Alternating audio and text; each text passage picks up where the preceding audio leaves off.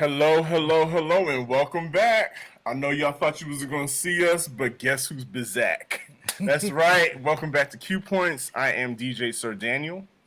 What's up, good people? My name is Jay Ray, and I also go by my government of Johnny Ray Cornegate the Third. What's happening? We are back with another episode of Q Points. Thank you for rocking with us. Life happens. Yes. And I am super happy to see you back, J. Ray. I know that this has been a very trying time for your family. My thoughts and prayers are always with you. And I'm sure the Q Points family is also holding you and your family in love and prayer at this time. So thank you. Thank you for being here. Thank you, man. Thank you. Let's get to it because we got some stuff to talk about. Oh my gosh.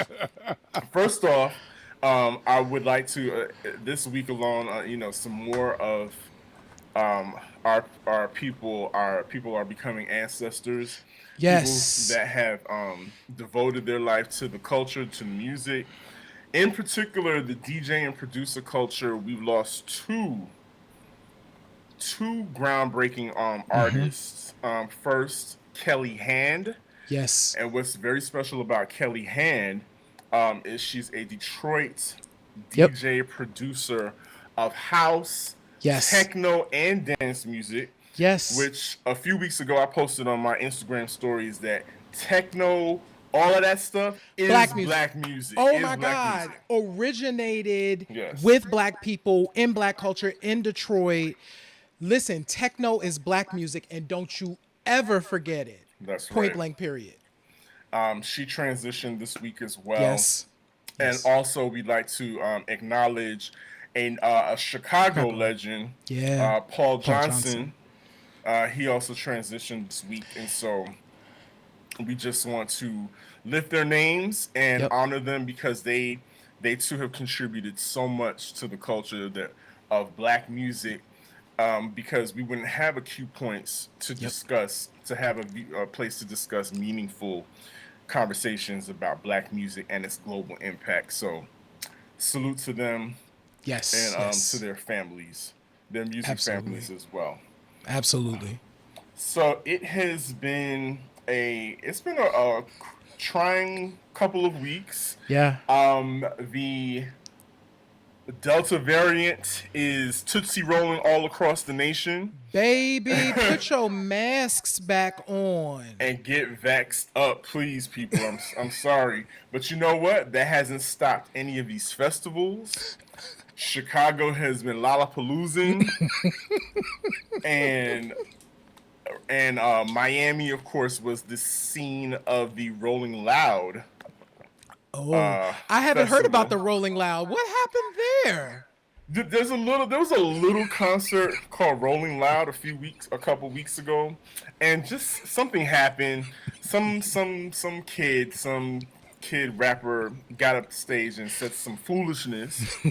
But I want to start off this segment with opening up with a quote, an article that came out recently. And it starts off, and I'm quoting this article. It says, "What DaBaby did on stage wasn't hip hop, and it wasn't rooted in black liberation. I appreciate his apology, and at the same time, he isn't absolved of wrongdoing. DaBaby needs to grow from this. I hope that he's more knowledgeable about HIV today than he was previously. Perhaps he should listen to BDP's, Boogie Down Productions, by all means necessary to understand the power that he has when he's holding his microphone and the weight that the title of MC carries. It's not an Uzi, but it weighs a ton." And that the author of that article just happens to be with us. Um, Wait, I think. Oh yeah, it's you. It's J Ray. I did. I wrote that. I wrote that. Did you love Yes. my Public Enemy reference at the end? I brought out all of Listen, my hip hop. you literally brought out the big guns on that one. Yes. You literally brought out the big guns on that one, and I think it's a perfect way to start this discussion. So I kind of, when we were discussing coming back and doing the show, I was kind of like over it. I was like, everything has been said.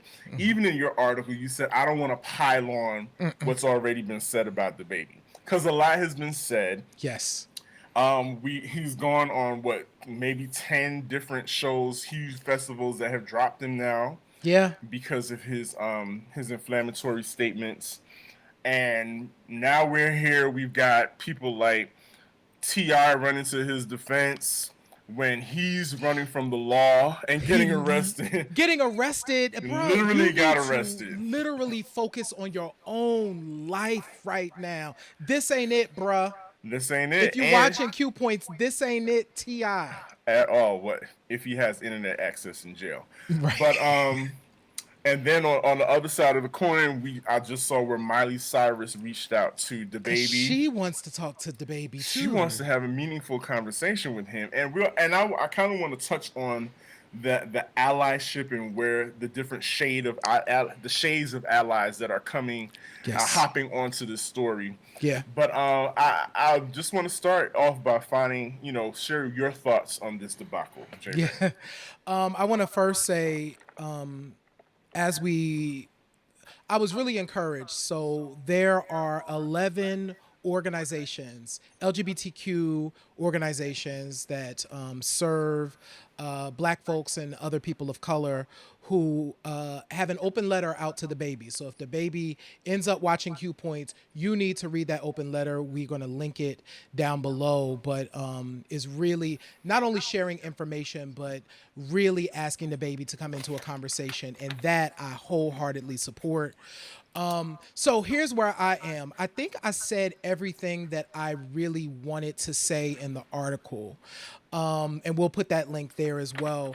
I think what I am struck by, and I talked about this actually in another person's post today, is how we Black folks are so forgiving.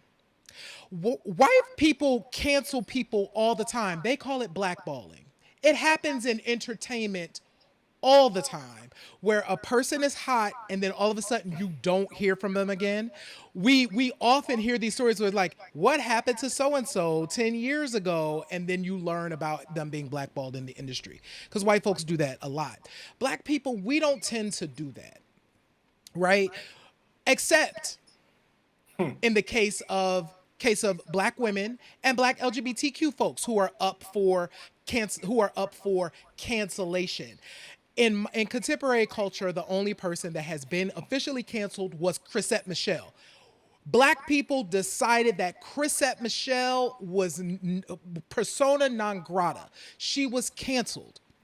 Black folks don't even cancel betrayal, because Kanye is about to sell out Mercedes-Benz Stadium again.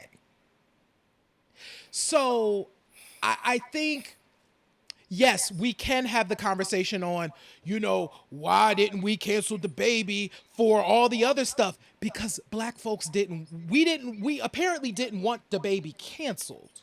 Okay. That apparently wasn't a thing that we were interested in. So I say, let's not have that conversation, but let's call in our history. That's why I wanted to put that in the article.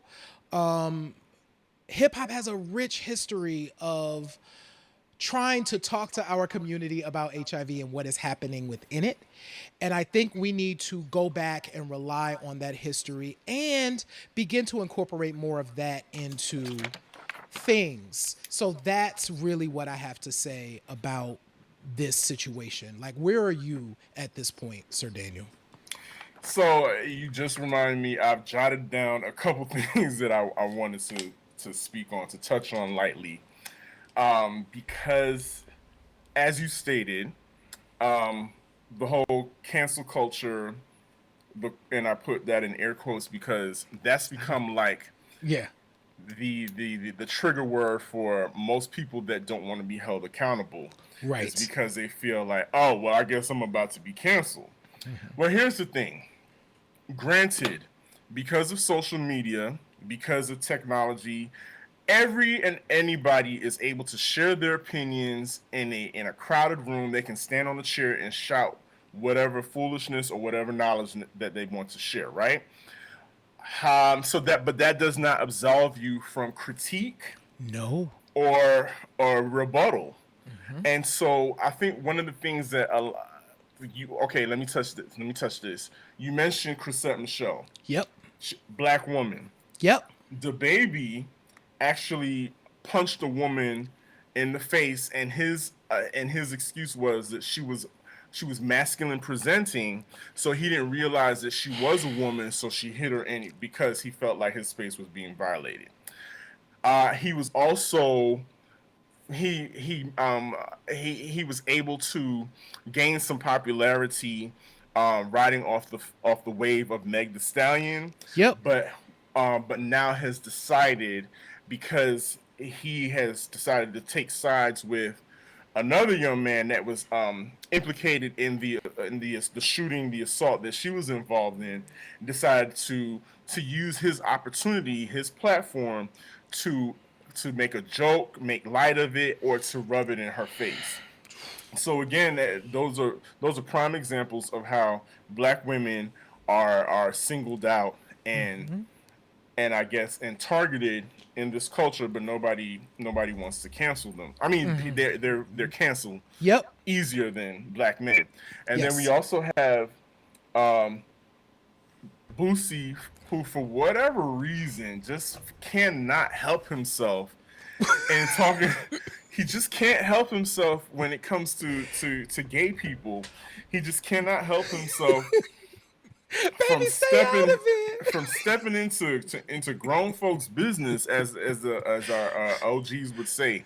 He just can't help himself, and he dragged in Little Nas X And Lil Nas X because is sitting at home drinking coffee. Like, what? What did I have to do now, about it? now how, as the Nene meme goes, now how I get put into this, how I get dragged into it.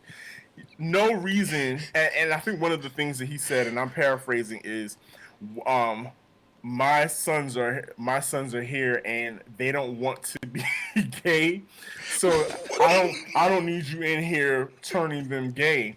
And it was like, well, it just struck me. I was like, well, if they're trying not to be gay, therein lies the question. That's the question that needs to be answered. But Lil Boosie is the same parent, for using word, a sex worker, Worker.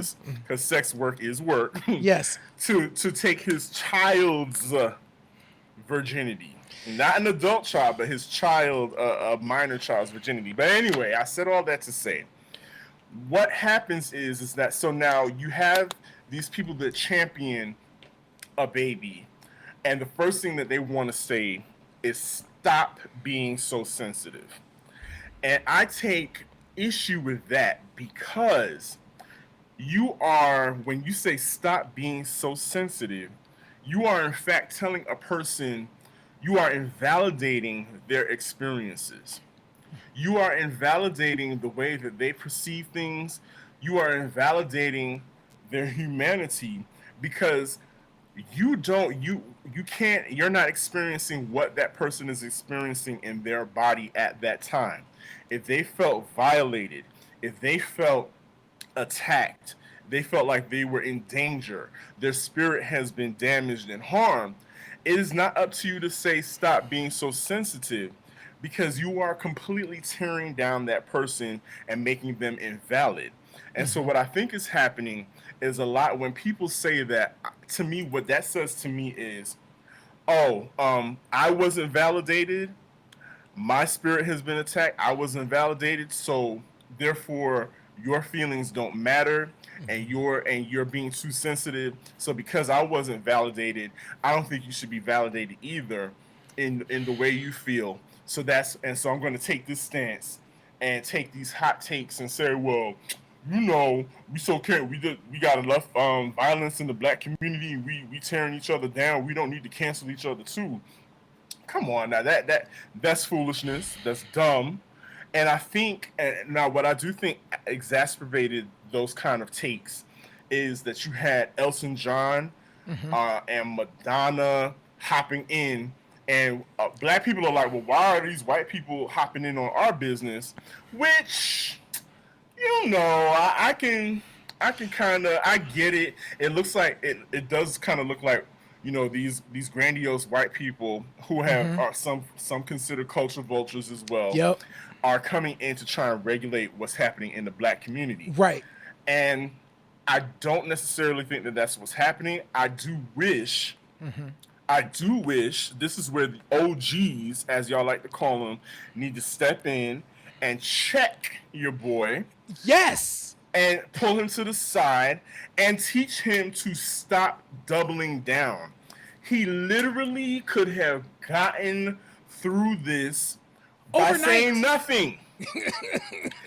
If he had said nothing, we probably would not be talking about this right now.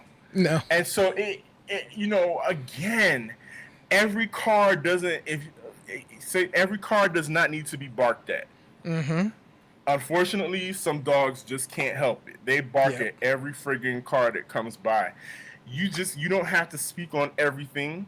You don't have to, but it's the doubling down for me. That's what killed it. And this is my last point on this. And I said this on social media too, on Twitter. And I hate to sound like the old man again, pointing out this generation, but this generation likes to use the phrase, sorry, but I don't even know who this person is when it comes to critiques and some people pulling your coattail. The first thing that they want to say is, well, who are you? You're not relevant. You haven't made records in 10 years. I don't know who Homeboy is. And of course, I'm referring to Questlove and DaBaby having their, well, I don't even call it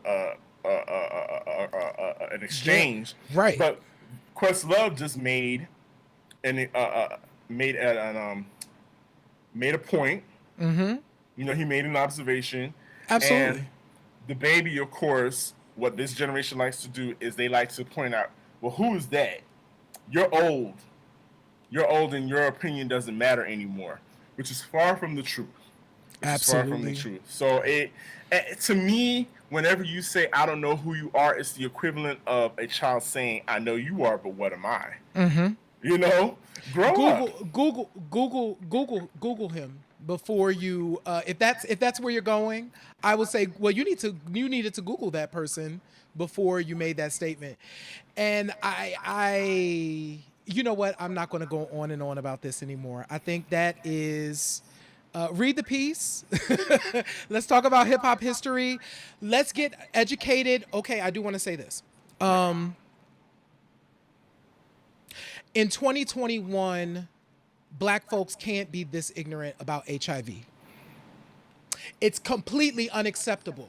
If you are watching Q Points and you don't know how HIV is transmitted, if you don't know how HIV is impacting the Black community today, you need to look that up immediately. We will put resources in the chat so that you can look that up, because listen, we are HIV. This is the 40th anniversary of the first mention of HIV.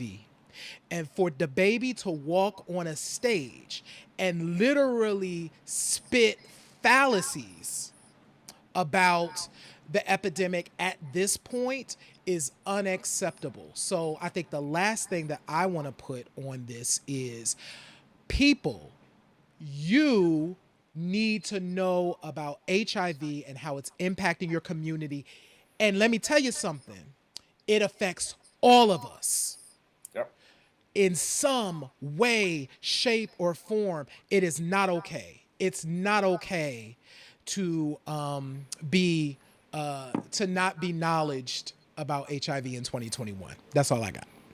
And a senator and wise poet once said, a senator and wise poet by the name of Ophelia Ford once said, you need to get better knowledge. You need to get better knowledge. You need and to get with the people you need to get with. Exactly.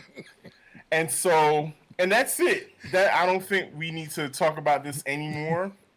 I'm over it. You know, whatever. And, you know, people like to say, well, he's being canceled. You know what?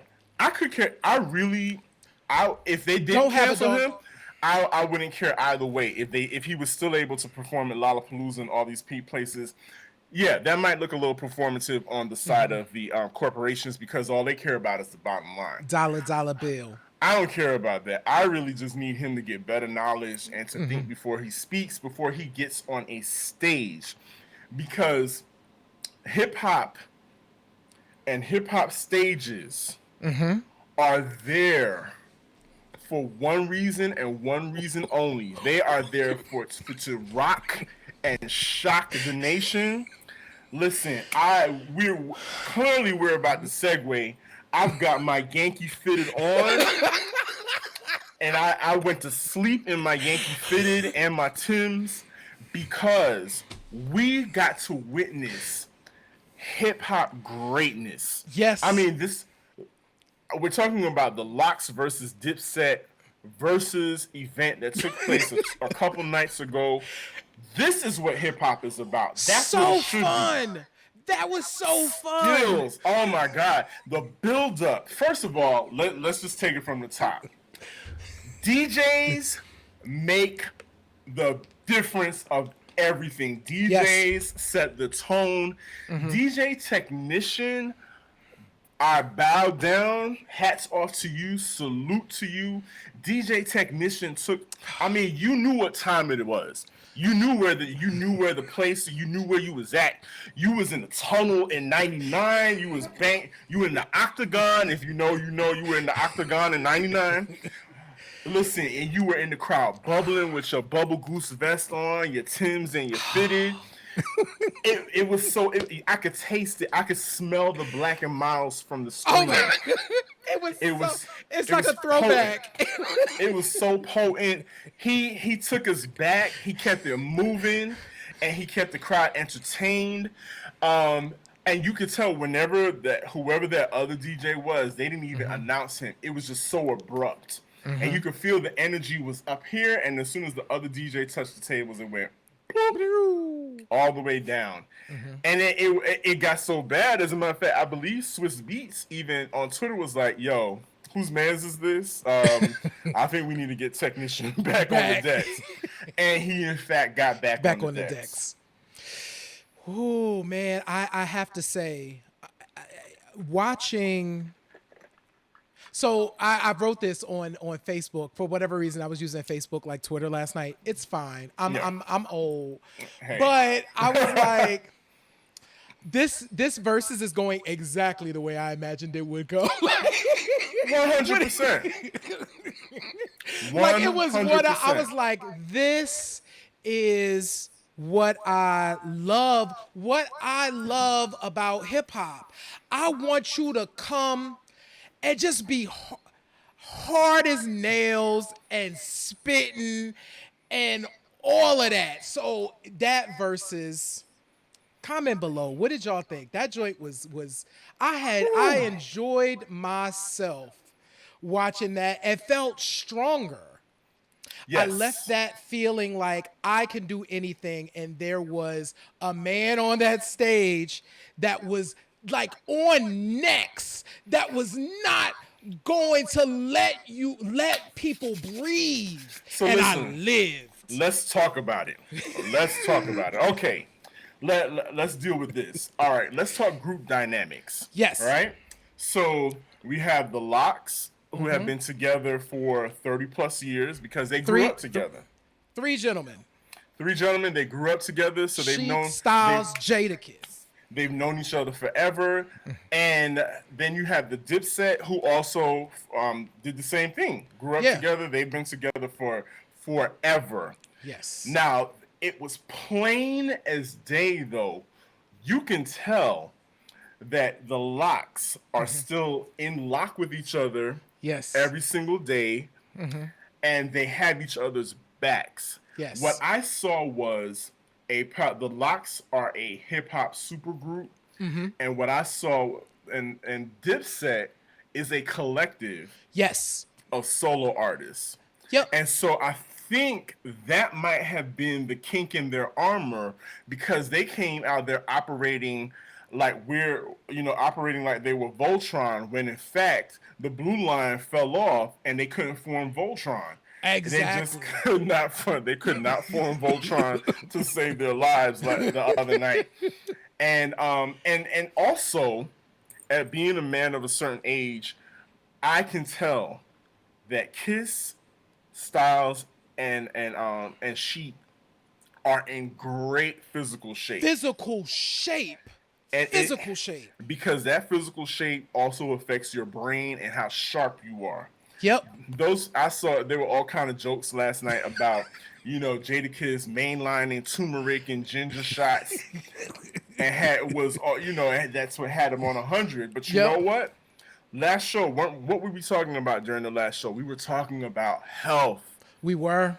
and how much of a difference it makes, and we saw that play out on stage. Absolutely. So if you go to one of the things, if you watch Jadakiss's Instagram, you will watch him do these like pull-ups and like a dip sort of thing wherever he might be. And even when he was like in, you could tell like one day like his leg wasn't doing a thing, but he still ran up there and was doing it. Just really being engaged in one, taking care of his physical health as he's aging, and also watching him reach back to the younger community is. And then we talked about Styles and Styles' juices and like all of that stuff, and like watching these men on that stage, to your point, Sir Daniel, is like, this is why we have to take care of ourselves. You get to walk up on stage like you're 29 and wear folks out. And wear them out. You had the breath control. You didn't. We had Cam sitting on the side in a lawn chair. Right. And I know that was it was supposed to be an effect like these guys are putting us to sleep. Right. Didn't quite work out. It didn't work out like that because nobody was asleep. At all. Now, to his credit, Cam is in the best shape of his life. Yes. And Jim Jones too. I think that part of his thing is working fitness, out and whatnot. But I don't know. It just didn't hit the same as the way the Locks did. And one other thing, speaking of group dynamics, if you noticed, whenever Kiss was rhyming, and we all know Kiss, it's plain as day, Kiss was the MVP of the night. Absolutely. But when Kiss was rhyming, guess who stood back to back with him? Styles.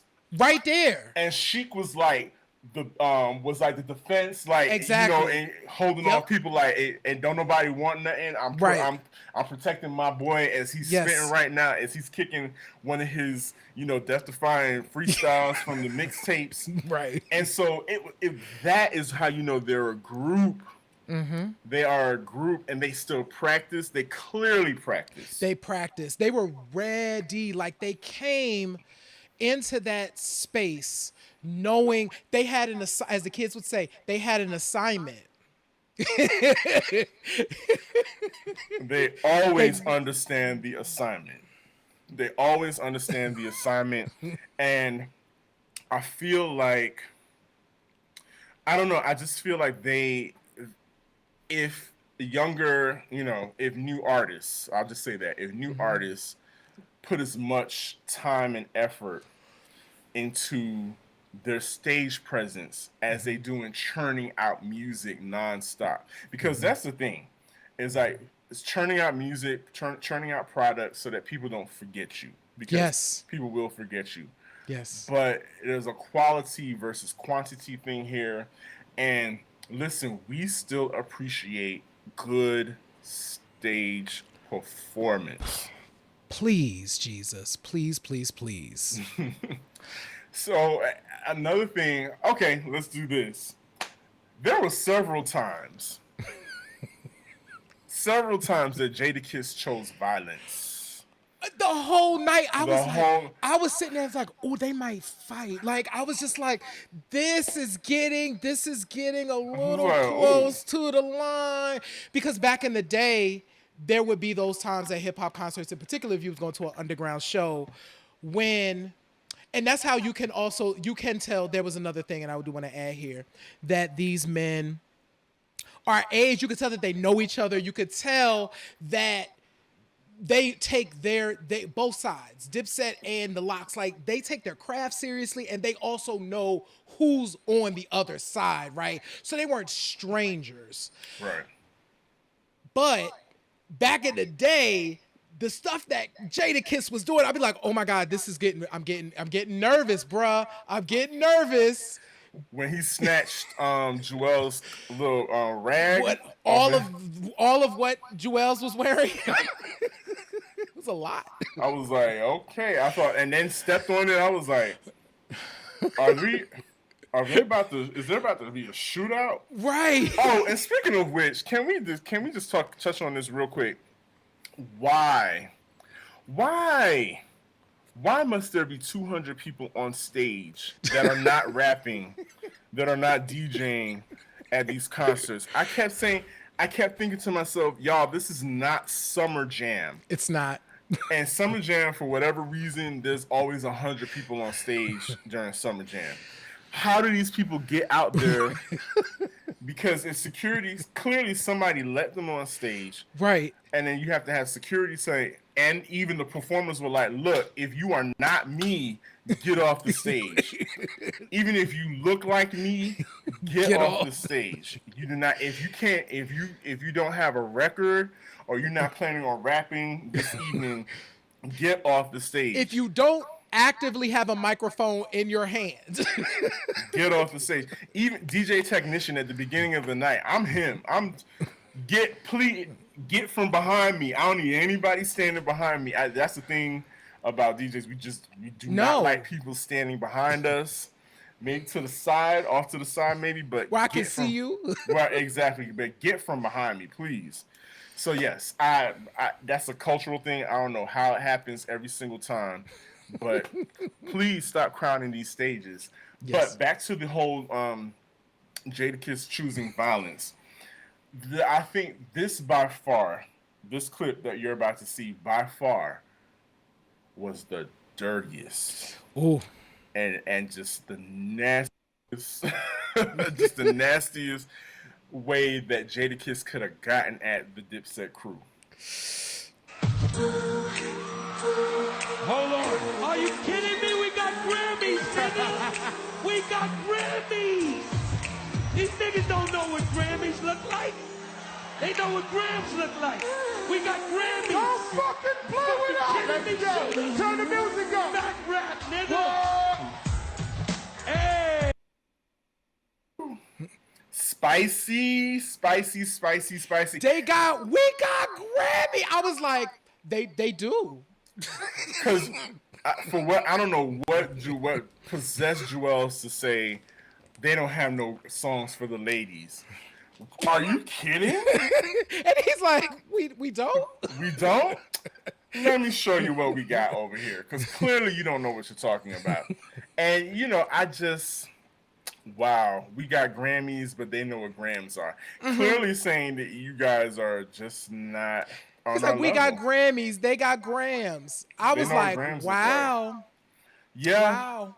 And I understand the love that people have for Dipset. Dipset is like a really true homegrown movement, a true Harlem movement. Like you can't, Harlem, yes, they ran real heavy in Harlem, but when you get past 125th Street, and you get outside of New York, it's like, what you gonna do? So I just thought the whole evening was just, it was great. Just classic hip hop. And if you're a hip hop fan, I saw so many folks just like, oh yeah, this is what that was like. Listen, and there are DDM said this. He was like, there is something to behold about battle-tested MCs on stage. Like when you can't fade that. That's hip hop. It's like you have to talk spicy. You got to talk real greasy, but you got to have the music and the rhymes to back that up. And it was just a complete wash. It was almost unfair. By the end of the night, I was just like, oh, they're just like barely phoning it in now. Like it was just like Dipset was just kind of like, we just gonna play some joints, because every time they thought they was going to get it, oh, y'all don't got a New York joint like this, and then they was like, oh, we don't, okay, technician, drop that. It's like whatever they threw at them, they had an extra clip. They really did. They truly did. But the great thing about it was that at the end of the night, and they had Kiss and Styles had the mindfulness to say to people, to the audience, listen, we're all cool up here. We good. We've had this conversation. We said we are going to give you all a show and remind you what hip hop is. We're going to talk real greasy. We're going to talk a lot of shit to each other, but it's part of what hip hop is. That's what we do. We play fight, all of that stuff. And then at the end of the night, they announced that they are in fact going on tour. Wow. The Locks, Dipset, and State Property, which is really appropriate. Like, Come on. State Property Beanie and them. Yep. State Property was a part of the conversation all night long as well. Yeah, absolutely. So it's so funny. Like, I'm at the age now where I'm like, child, am I going to this show? But this is probably a show for me. Yeah. I feel like this is a show for me. And I would have a good time and I would have a lot of fun. And it would be not just nostalgic, but I love rappers rapping. Rappers rapping. Like, this tour starts on September 16th. Yeah. To your point, this might be something that I will go to if it starts at like 7:00 in the evening. And I'm able to take a nap. I was like, well, when this thing starting? Like, come on, y'all. Like, I gotta get up. Baby, it was like, both of these groups know that their age group is like upper 30s in the 40s, and we got work tomorrow. Y'all need to get up on this stage. Even Jadakiss was like, listen, I'm usually in bed by now, so I'm usually in bed watching The Honeymooners right now. So please, let's get this rolling. Let's keep it rolling. But again, I am very excited for this continuance of the craft, and that people have still have an appreciation for the music and for these artists, so that they can put on a tour and go out there. And like I said, State Property, which has a lot of Philly rappers. Is definitely like Philly is definitely needs to be a part of the conversation, especially your late 90s, early 2000s. Yeah. But beyond that, Philadelphia is like the epicenter of a lot of great music and great artists. Yeah. And I want to give this time to you to to expand on that and what Philadelphia sound means to you and your family. Absolutely. So one of the things that I have been struck with over the last over the last year in taking care of my father is how meaningful the sound of Philly International and Kenny Gamble and Leon Huff. Listening to those sounds fill the house pretty much on a daily basis was like, oh my God, these were songs about Black liberation. These were songs about love. These were songs about community. These were songs about, they covered the breadth of kind of Black experience at Philly International. And so over these last couple of weeks, I've been really struck. So every day, one of the things I do, we have an altar downstairs in the house for my father. And I say, Alexa, play the OJ's radio. And so downstairs on like level 1, you can always hear Philly International playing in the house. And it struck me because this year is the 50th anniversary of Philly International Records. And so for this bit of a portion of this show, we wanted to honor that legacy a bit. So there's a couple of things I want to share. The path to Philly International, of course, Mr. Kenny Gamble and Mr. Leon Huff, obviously, they founded the label, they started the label, they are masterful songwriters and producers. We probably wouldn't have Philly International had Chess Records not had a restructuring that killed their initial label, which was Neptune Records. So in the 60s, the OJs and Harold Melvin and the Blue Notes and, all of them folks would release, records on Neptune. And then because of the restructuring, Neptune had to close, and we get Philly International, and the first record on Philly International was by Billy Paul, and I was like, oh shoot, one of the last studio experiences. This is when I worked in music. Was with Billy Paul. We did a remix. He was working on a remix of Me and Mrs. Jones. And I got a chance to meet Billy Paul, and I brought my father into the studio to meet Billy Paul. Nice. And because I knew it was like, oh my God, Billy Paul is here. My dad would want to meet Billy Paul. And I brought him into the studio. My dad sat in the studio while I was working. This is now coming back to me. So I'm doing my thing. I'm teching and doing what I'm doing. I wasn't the engineer, but I was the tech. So I'm bouncing about the studio doing what I do. And, you know, everybody's working, the producers and Billy. And my father is there in that room. And I forgot that happened until just now. Wow. And how much that meant. Do you recall what their conversation was like? Did they have a chance to talk, or did they just meet and he had to go to work? I think they just kind of met. Okay.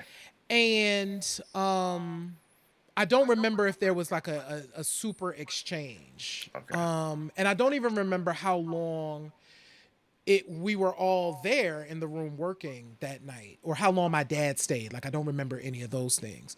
But what's so beautiful, and the reason why I wanted to talk about Philly International, is because there is such a rich history. You know, when we think about the OJs, I was driving home tonight from I had to pick up something at Walmart, and If Only You Knew by Patti LaBelle came on. You know what I'm saying? These songs that mean something. Yeah. You know what I'm saying? Pop on the radio, and it's like, yo, that label was like just dropping joints left and right, and means a lot. So Philly International, what are some of your favorite Philly International joints? People, drop them in the chat, because there's so many artists. You the OJs and Teddy Pendergrass and Patti LaBelle and Phyllis Hyman and like all of these folks. What about you, Sir Daniel? What's coming up for you? So you mentioned Billy Paul, and I think I have in my regular rotation in the car is Let the Dollar Circulate. Oh my! Which is, has been sampled to no end. Yeah. You know, a lot of his records have been sampled. Yes. And when I think about the Philly sound, it's kind of awesome to me how organic the talent is and how abundant the talent is in Philadelphia. Mm-hmm. Like I saw a clip online of this animated story time with Questlove, where he's retelling the story of Patti LaBelle promising him some fried chicken and macaroni and cheese, and she's like, "Oh yeah, I loved you. I love you. I love your dad," because apparently Questlove's dad is of course, a well-known musician from Philadelphia as well. Mm-hmm. So stories like that just drive home the point that this is not only is it just like a magical place, but the magic is passed down through generation to generation. Yes. Like yes. Questlove, was carrying on that that kind of vibe where he had the Soulquarians meet. Yep. It just became a place for all the artists to get together and vibe and to practice and to build together. So I don't know. I've been to Philadelphia. I've been to Philly once. Oh, okay. And it was like a one night stay. Yeah. On my way to somewhere else. And and it was cold, so I really didn't get a chance to like knock about the city and to really soak it up. But it's one of those places to me that has always seemed there's like a mystique to it because of the music. Yeah. When I was a young person, and doing my poetry and doing my music thing, especially in the early years of the internet. So this is in the late 90s, early 2000s, when now the new Philly explosion is happening, where, the Roots are now, many years into what they were doing, and now they're able to blossom a new sound. So Questlove and Stacy. Oh shoot, what is Stacy's last name? Oh, Fly Girl is what Stacy went by. They ended up starting a night, and this night at Fluid Nightclub ran for years, and so at this point in my life, there were like these. We were on message boards back in the day. Yeah. And so it would be the Square Bizzers, but we were also on the OK Player boards because now OK Player is like a huge thing. But back then it was like super niche and it was a very small, it wasn't a small community, it was actually international, but people met up on a regular basis because you're talking about music all day with people who might be nearby. But we would gather in the back of Fluid. Like it was just a little room with like a couch and like a dark room. And so we would go back there. We would come in the club and go sit in the back. And then when our joint came on, we would run out on the floor because it was hip hop all night. We would run out on the floor, do the thing, and then run to the back. But it was all in the same spirit of what Philly was and what Philly music was. And one of the things I like to talk about, if you've known me for any period of time and I'm talking about music, I consider Teddy Pendergrass to be the first disco star. So Let's talk about it. because Talk about it.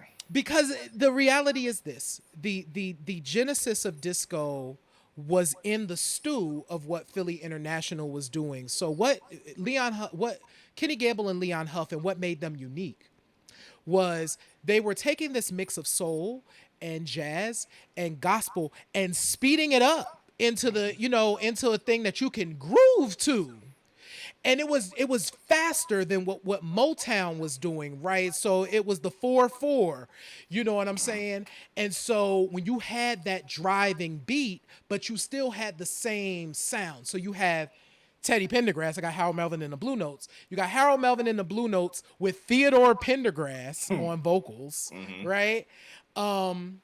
Teddy is singing "The Love I Lost," you know what I'm saying? Which many people kind of consider like a proto disco, kind of like the first song that's like, oh, this is what disco became from this. But they kind of look at "The Love I Lost" as a thing. So my favorite thing from that era. This is 71.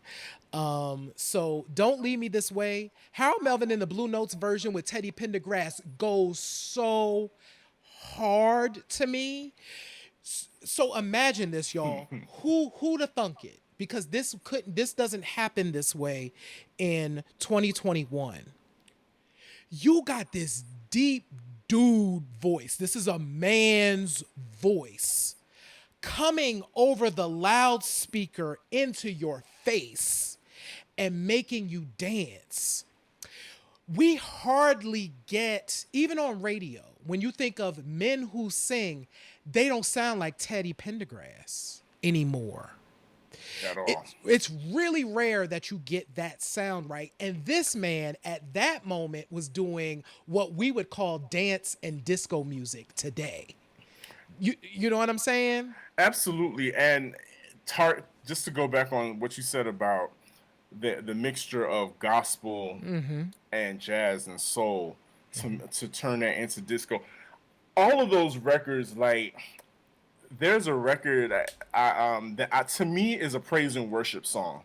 Like when I hear Patti LaBelle's "It's a Joy to Have You," a joy to have your love. Yeah, that's a praise and worship. Like I can hear a praise and worship team, starting off, "It's a joy to have you in church," or they can that could easily be turned into a praise and worship song by a praise and worship team, and that's what I love about Black music. I love that aspect about Black music and how it just transcends everything, and you can tell that those influences just aren't really there anymore. But again, now that you're back in, you're back in your hometown, you're closer to Philly.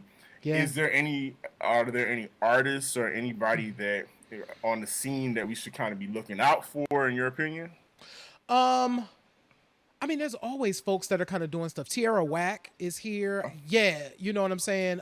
Which is, they're national at this point. But, I think one of the things that's now I'm excited about, I will say in this new era. So to directly answer your question, not people that you don't know Okay. already. But what I will say is one of the things that has been different about this experience of me being back is I'm still relearning here. Like, I left Philly. I left the Philly. I grew up in Chester, so it's just outside of Philadelphia, but spent a lot of time obviously in Philly. I went to Temple University. Philly is like a city it's a home. It's home for me. Yeah. But I left in 2004. Yeah, 2004 I left. And everything was really different. I was different. The scene was different. And when I came back, I'm now slowly kind of getting back into the groove. So I actually signed up for, I actually have a co-working space at a place called Rec Philly. I think I mentioned that, may have mentioned Rec on like the first show that we did, but shout out to Rec. They are a creative space. So if you are creative in Philadelphia, you can sign up for co-working space. They have full recording studios that you can get as part of your membership. Like, it's not extra. They have a podcasting studio, photography studio, painting studio, live space where I'm hoping that one day when we do a Q Points in Philly, we can do it over at Rec, because we can have, people come in and hang out. Let's But go. yeah, so when we figure out, we gotta figure out Delta, right? But so no, to directly answer your question, no, but I know it's coming because now I am I'm inspired. I think the time I spent with my dad has inspired me, and now I recognize that there are things here that I need to do, and one of them is to kind of get back into the scene and see what folks are doing and see where I can make an impact. So coming soon. Dive head first into that scene. Yeah, when I listening to your stories, it kind of paralleled what was happening with me here in Atlanta. I wasn't from here originally, but I ended up finishing high school here, going to college, and having some of the same experiences.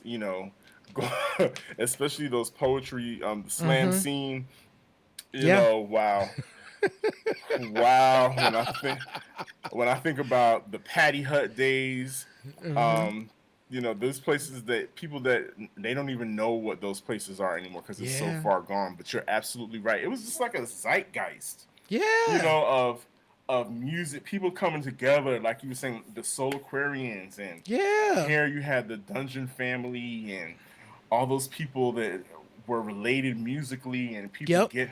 getting up on stages to perform. So you're absolutely right. Listen, guys, if you want to be able to experience those things again or to create those moments yourselves, we're going to have to do something about the way the pandemic is heading. Yeah, man. Again, the Delta variant is K-wanging all across the country, and we're just at a point now where we have to make a decision. We're not here to tell you what to do, but if you see there are some things that we can be done to protect yourself right now. So I don't know. It's going to take all of us coming together. It's gonna take all of us. And I mean, I think, and I want to take that, I want to echo that, and also there is there is something missing in the way we gather today. And I don't want to blame technology and social media. But I do want to hold up that all the stuff that we just described, all of these connections, these are folks, even looking up on the stage, right, with Dipset and the Locks, right? Relationships and deep relationships and friendships that turn into family. Yeah.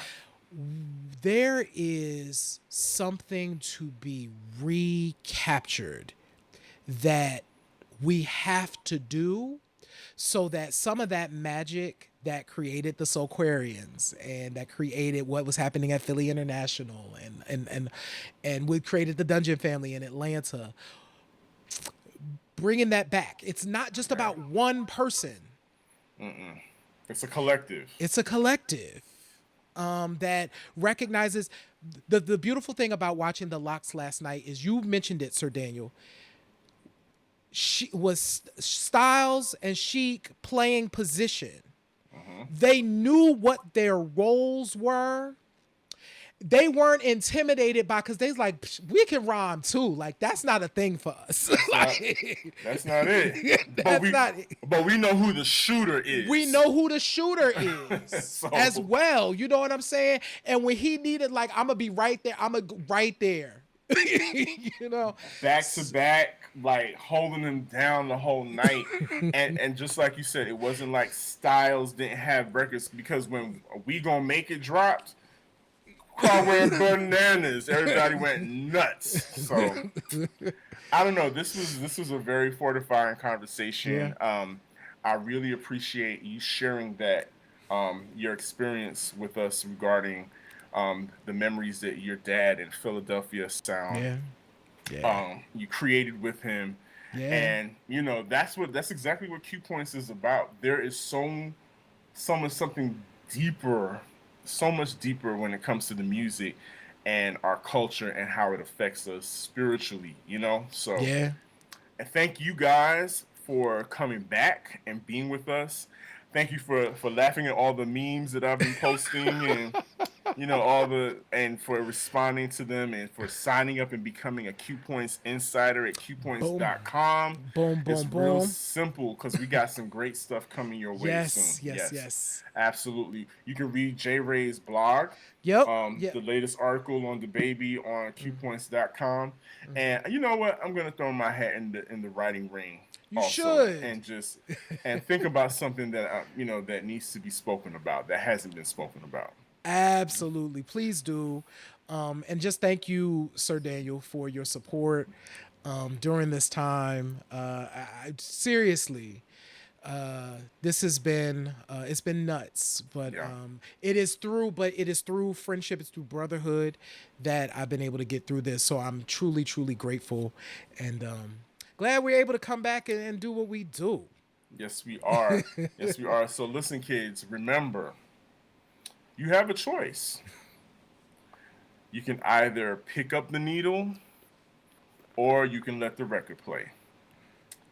That's it. That's Q Points. I'm DJ Sir Daniel. I'm J Ray. Hey. We'll see you next week.